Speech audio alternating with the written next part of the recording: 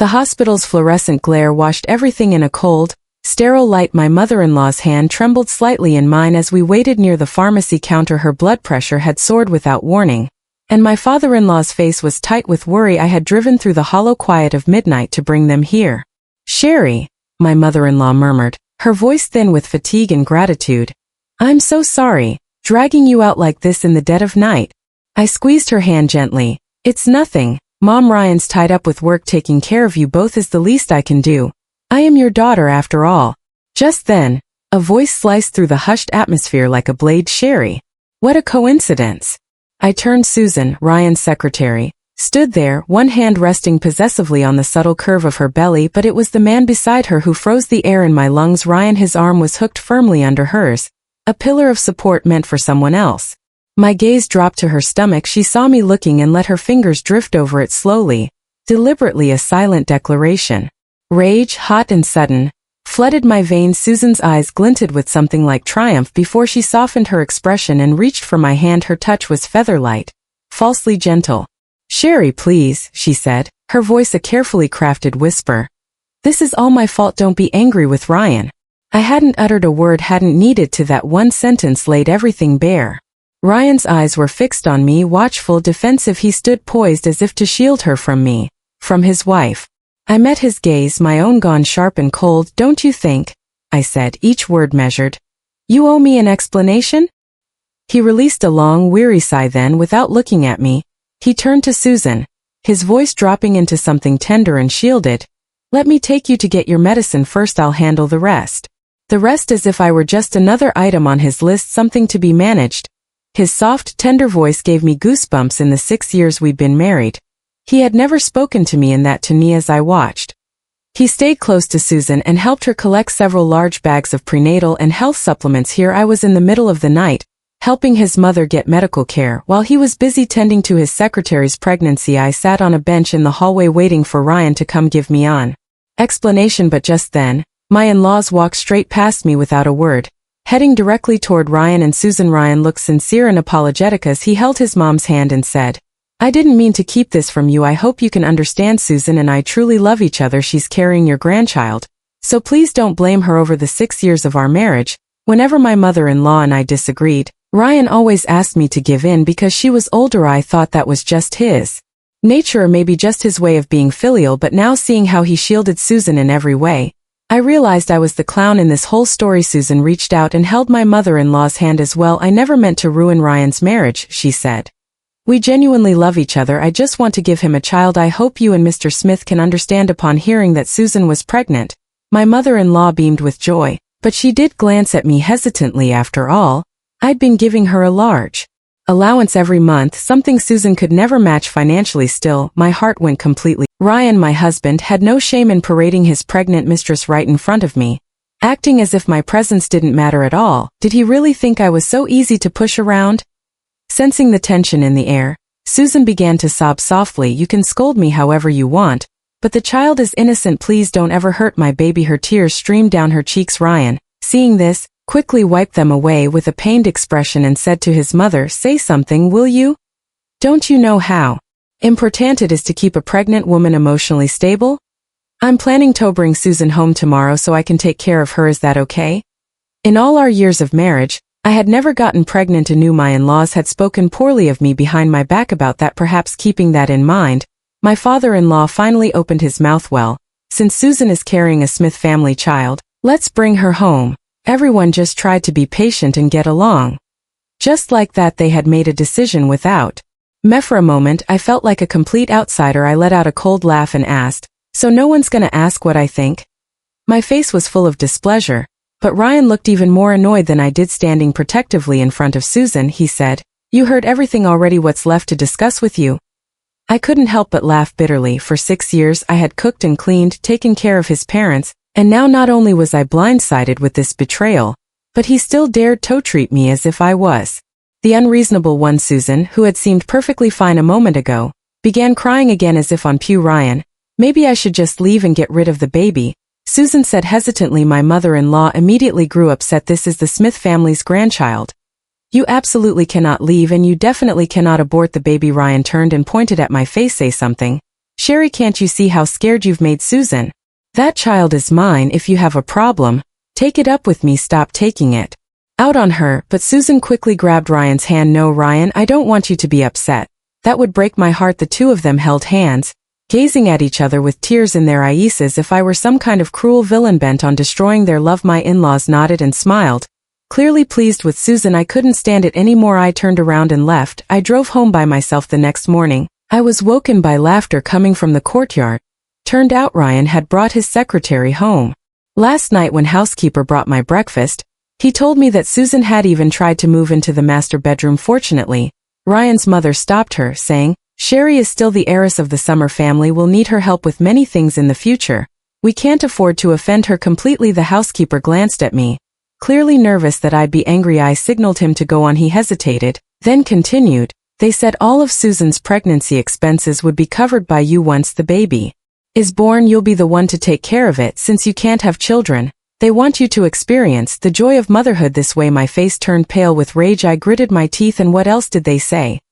The housekeeper replied quietly, "They also said that after you die, the entire Summer family fortune should go to this child." I let out a laugh, half in disbelief, half in fury. How dare they imagine something so shameless and absurd? Even though I was seething, I knew it still wasn't the right time to flip the table. I told the housekeeper to keep everything running as usual. Then I pulled open the blinds in the master bedroom in the courtyard. I saw Ryan supporting Susan as they took a walk. A bitter ache surged in my chest. The memories came flooding back 6 years ago. I had cried and begged my parents to let me marry Ryan. I had even rejected their carefully arranged marriage with the Wong family. For him, the Wongs were one of the most prominent families in the city. Their son, William, had been my childhood friend, but to me he always felt more like a big brother. I never had those kinds of feelings for him. I told my mom that I wanted to make my own decisions when it came to marriage, that William probably didn't even like me that way, but my parents insisted otherwise. "If he didn't like you," they said, "why would he wait outside for you every day just to walk you to school? Why would he come over so often under the excuse of doing homework together?" Back then, I didn't really care whether William liked me or not because I was already completely infatuated with Ryan. I met him by the track field at school. A few drunk guys surrounded me, demanding my contact info. Even after I gave it to them, they wouldn't leave me alone. They wanted me to drink with them. Just as I was trying to push them away, Ryan appeared. He charged in and took them down with a few punches and kicks. That day, he had just finished playing basketball. He was in his sportswear, tall and athletic with a sunshine smile that completely dazzled me. He was everything. I couldn't resist. I couldn't help myself. I asked for his number first. After that, I kept creating opportunities to run into him, just so I could have another reason to talk to him. It was love at first sight. From that moment on, I was willing to follow him anywhere. After we got married, Ryan suggested he helped manage my company.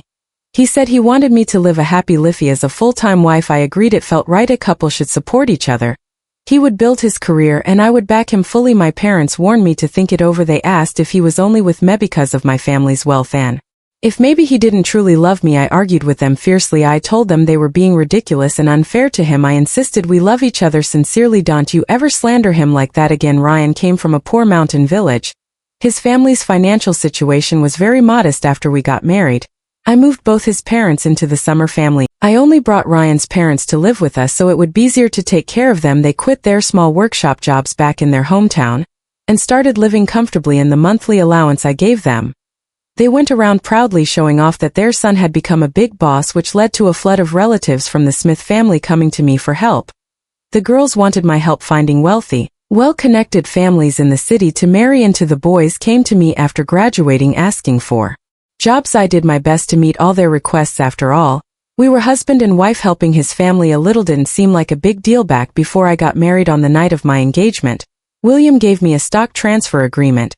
He said that with those shares in hand, if my marriage ever failed, I'd have the power and means to walk away from Ryan. He vowed, besides the Summer family, you have me if he ever dares to betray you. I won't let him get away with it. At the time, I laughed at him. I was so confident in my judgment. I believed Ryan would never betray me. Now looking back, everyone who warned me was right. I was the only one who got completely blinded by love like a fool, clinging to him with everything I had. Even after we got married and I gave in to him on everything, he still found faults with me, said I had a bad temper, said I wasn't as gentle and virtuous as other people's wives.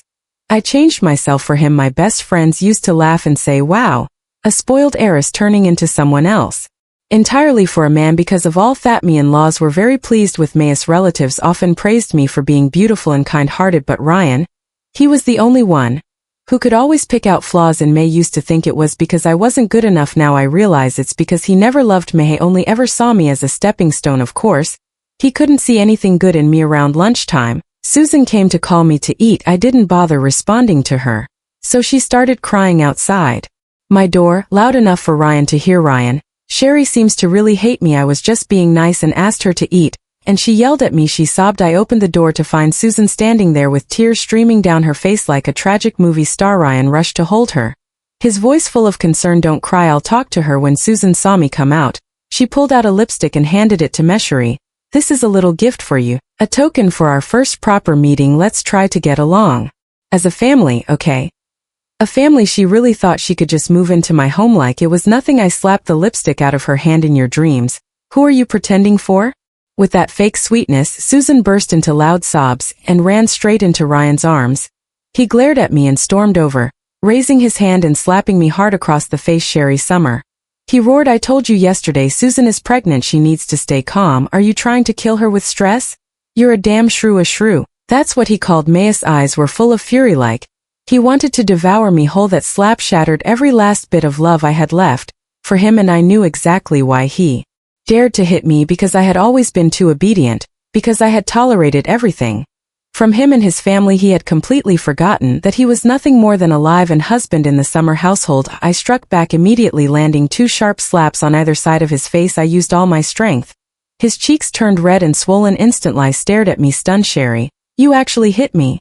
I shook out my numb right hand. You hit me first? What? Now you're the victim. I'm the daughter of the Summer family. I snapped. You think someone like you can humiliate me however you please?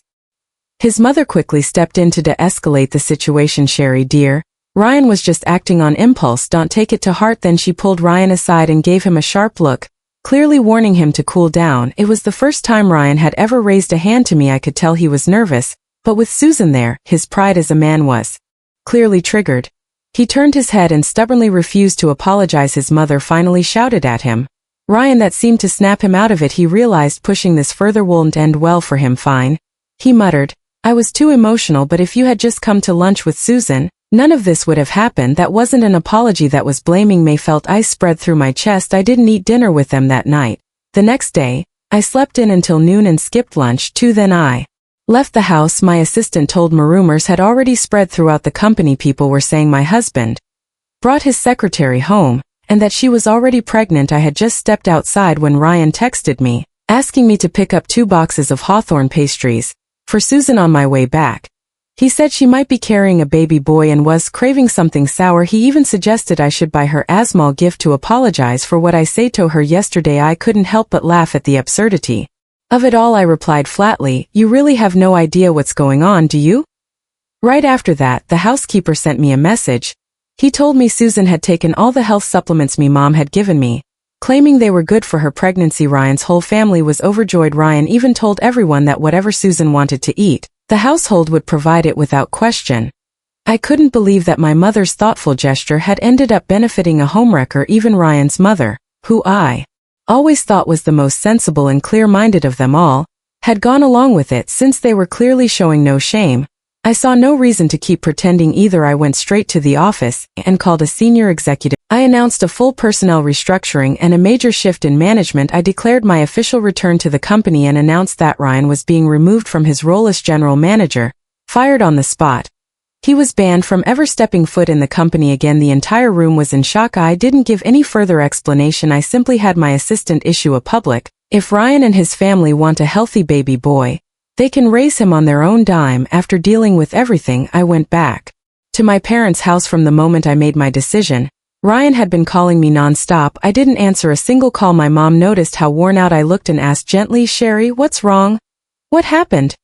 Her concern broke me. Collapsed into her arms, sobbing uncontrollably. Growing up, I had always been the pampered little princess of the family. I had never suffered like this, and I had never cried in front of my mom before. So the moment she saw me like that, she immediately knew something was seriously wrong. Her phone buzzed a few times. She glanced at the screen and seemed to understand everything. Sherry, how could you endure all this without telling me sooner? she asked, her voice filled with pain that only made me cry harder. It took a long time before I could calm down enough to speak. I was the one who insisted on marrying that bastard. Ryan, this is all my own doing. I ignored all your I don't even have the face to come to you with my problems now. My mom looked angry when she heard that. Do you mean? You let us down your father and I will always be your strongest support. I told you long ago Ryan wasn't someone to rely on. But it's not too late if he can treat you like this. You can absolutely find someone better. I stayed in my mom's arms for a long time. Crying. My mom is usually a very gentle person. But even she couldn't hide the fury in her eyes when she spoke of Ryan just then. My dad came home and with him was William. The first quickly wiped my tears and tried to talk like nothing had happened. Mr. Wong, what brings a busy man like you to our house today? My mom nudged me lightly and said, William hasn't been here in ages. I'm sure he came because he heard you were back. Embarrassed, I got up from the sofa. Not knowing what to do with myself, William looked me over from head to toe, then sighed. What happened to the outspoken little heiress who used to run the house? And now what? You get bullied in your marriage and come crying back to your mother? That's not the Sherry I remember. When someone hurts you, you fight back on the spot. That's who you are. Clearly, he had heard the gossip. He knew something had gone wrong with my marriage. His eyes were full of worry, but the last thing I wanted was for him to see me like this, humiliated and heartbroken. I turned away uncomfortably, but he grabbed my hand before I could walk off. We haven't even talked yet. Where do you think you're going? My eyes welled up again and tears began to fall. William immediately let go. Flustered, I'm sorry, that was too harsh. I shouldn't have said it like that. But before he even finished apologizing, 2 streams of tears had already rolled down my cheeks. Panicked, he tried to wipe them away, clumsily fixing my hair as if he could somehow undo the damage. William looked at me and said gently, how about you hit me a few times instead? I really can't stand seeing you cry. You know that it was true when we were kids. Every time I cried he would gently fix my hair just like that. Who would have thought that the same William, who had now become the sharp and decisive CEO, still tried to comfort me the same old way? Just then, my phone rang. It was Ryan, furious on the other end. He just asked you to pick up some Hawthorne pastries. Where the hell did you go? Don't you know there's a pregnant woman at home still waiting to eat?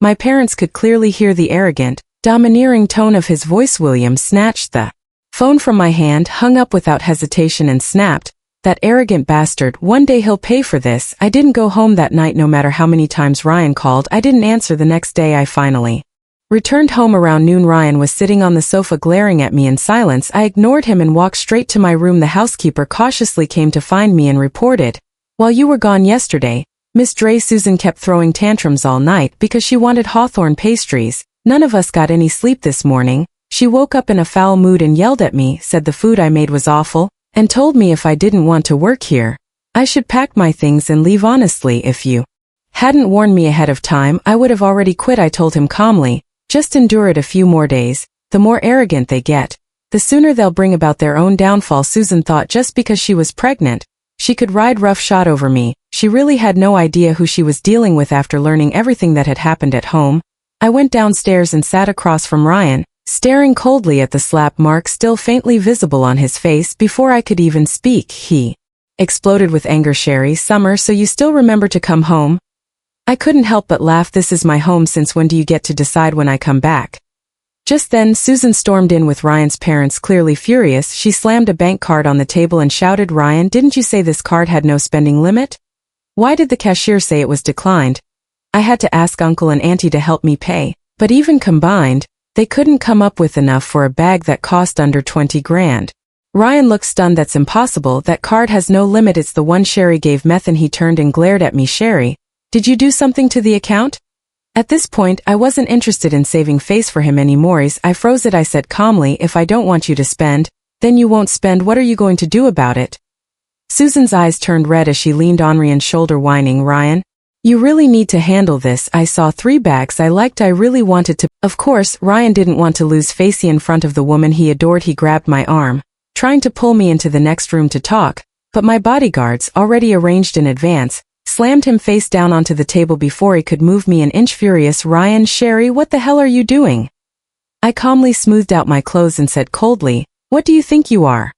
After slapping me in the face, you still think I'll just let you do whatever you want?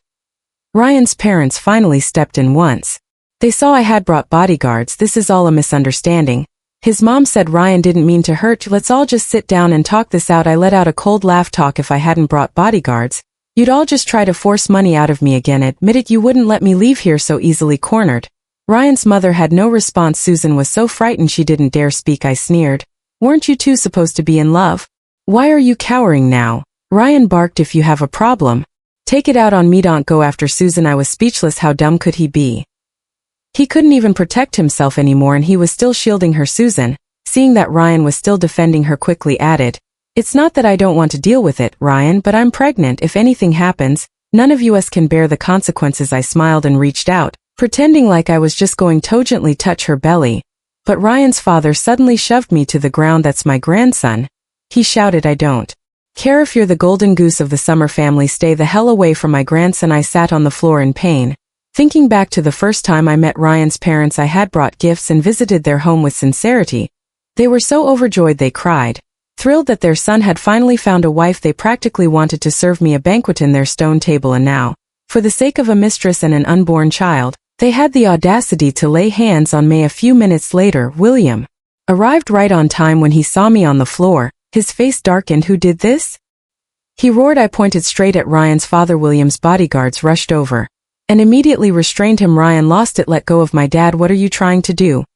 I ordered my men to tie Ryan to a chair. If he starts shouting, I said coldly, slap him. His face turned red with fury. I grabbed Ryan by the collar and looked him in the eye. I have a surprise for you, I said quietly, and once you see it, you'll be so grateful. Ryan's lip was bleeding from the earlier slap.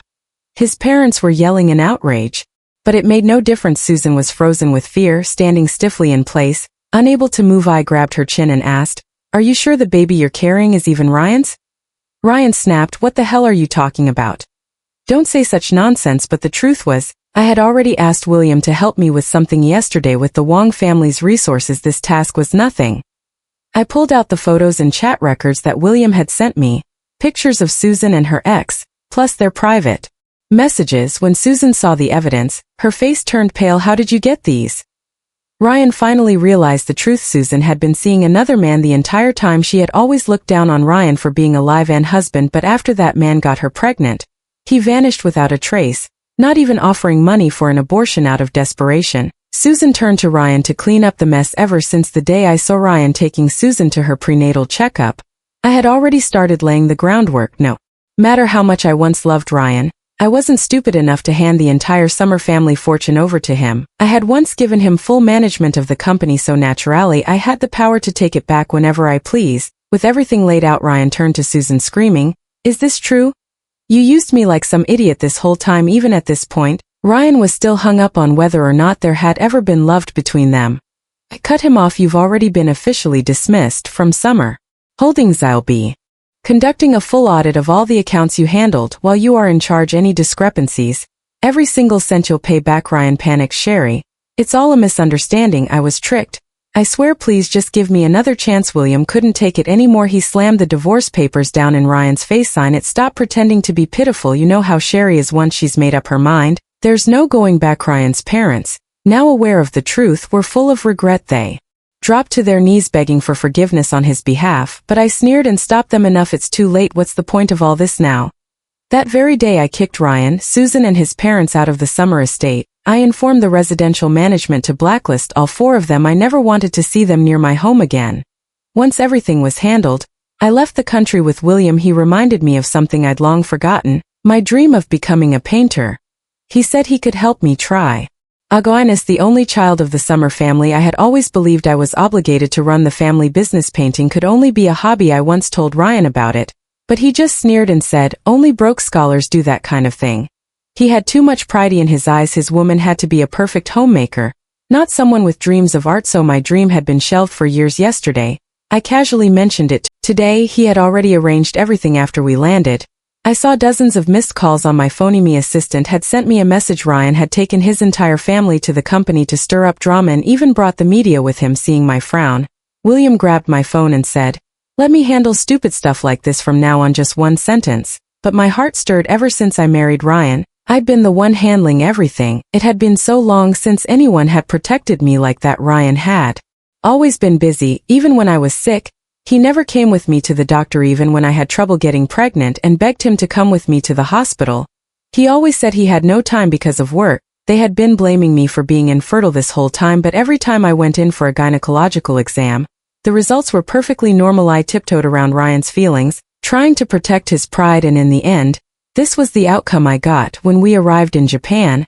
I met with several well-known manga artists to discuss a potential collaboration. After wrapping up the meeting, I invited William out for dinner. He gave me a bouquet of garden roses. I froze for a moment when I saw the flowers. "What's wrong?" he asked. Smiling, I replied, "If I tell you, you might laugh at me." For years, Ryan had been giving me red roses, but I told him more than once that my favorite flowers were garden roses, not roses. He never listened, and yet here William was, after all these years, still remembering the little things about me. That's when I finally understood it wasn't that Ryan forgot. He just never cared. That night I got drunk. In the past, I'd held myself to strict standards, especially with the infertility issue looming over me. Never touched alcohol, but this time I let go. William took me back to my room and whispered something in my ear. I was dazed and didn't catch what he said. He stayed in Japan for 7 days. Every day I slept in late, then spent the rest of the day exploring the city or watching the ocean with William. We'd stay out until after midnight. For the first time in years, I felt truly relaxed, and I came to terms with many things. I was certain now divorcing Ryan was the right decision. I didn't regret it one bit. Back in China, Ryan kept refusing to sign the divorce papers. He stirred up trouble at the company every day. As soon as I returned, I filed a lawsuit against him. Ryan's family had always been poor. After getting kicked out, they couldn't even afford to return to their hometown. The four of them huddled together in a dingy motel, struggling to survive. I heard Susan got beaten Birian in a fit offrage and ended up in the hospital with a miscarriage. Ryan only went to see her once because he was out of money and demanded that she return all the gifts he'd ever given her. Susan went mad in the hospital and was eventually diagnosed with a mental illness. She was committed to a psychiatric ward. When the divorce case finally went to trial, my side had overwhelming evidence. The court ruled in my favor. Ryan left the marriage with nothing and was ordered to repay the 3 million yuan he had secretly embezzled from me. He knelt before me in court pleading, "Sherry, you don't even need that money. Why are you being so ruthless?" I didn't even look at him. I turned and walked away. This ridiculous drama finally came to a close at the courthouse. William was waiting for me at the door. He said, "Today I'm spending your birthday with you." Had a feeling he was planning something special at the celebration that night. He got down on one knee and confessed his feelings to me. Didn't say yes right away, but I did accept the ring he offered me. When I've completely forgotten about Ryan and everything tied to his family, "I'll marry you," I said, overcome with emotion. He pulled me into his arms. Then he finally said the words I hadn't heard clearly that night in Japan, "Sherry, I've waited so long."